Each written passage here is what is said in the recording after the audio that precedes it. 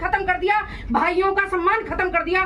किसी भी कॉलेज में, गांव में इन्होंने राजनीति की हिंदू मुस्लिम पे, हम सह गए, लेकिन वही राजनीति हिंदू मुस्लिम और बस दलित इन्होंने वहां पहुंचा दी यूनिवर्सिटियों कॉलेजों में।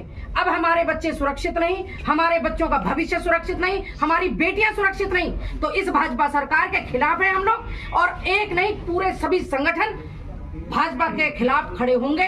और हम लोग इन्हें उसी तरह से जैसे एक टाइम पे कांग्रेस चली गई, अगर इन्होंने वापस नहीं लिया यूजीसी बिल तो इन्हें भी जाना पड़ेगा और ये लौट के आने के सपने देखेंगे।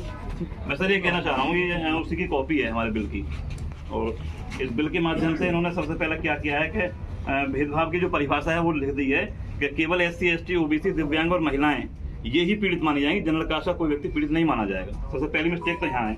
दूसरी मिस्टेक है, इन्होंने लिखा हुआ है कि हितधारक के नाम, हितधारक जो वो है जिसके लिए ये कानून लेके आए हैं, उनके लिए इन्होंने लिख रखा है इसमें स्पष्ट रूप से कि चाहे वह स्पष्ट हो या अंतर्निहित हो। मतलब 4 लोग खड़े हैं और हम लोग किसी एक व्यक्ति को अपने पास नहीं बुला रहे हैं और वो ये समझे कि भाई मैं SC का हूँ, मैं किसी अन्य जाति का हूँ, अन्य वर्ग का हूँ, और ये मुझे नहीं बुला रहे हैं, उसको ऐसा लगता है तब भी वो लोग इस पर केस कर सकता है।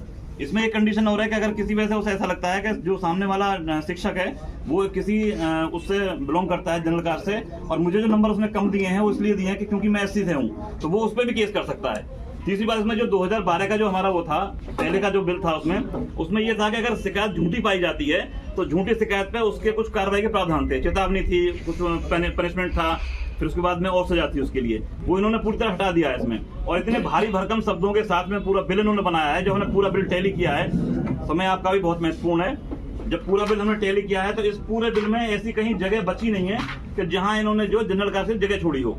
ऐसे स्लैब डाले हैं, अगर हम ये मान के चलें कि जो व्यक्ति पदों पे बैठे हैं वो भी जातिवादी होते हैं, चाहे वो SC का हो या जनरल का हो। इन्होंने ऐसा उसमें डाल दिया है कि किसी जनरल कास्ट के व्यक्ति की किसी कॉलेज में, यूनिवर्सिटी में कहीं जगह ही नहीं होगी। क्यों?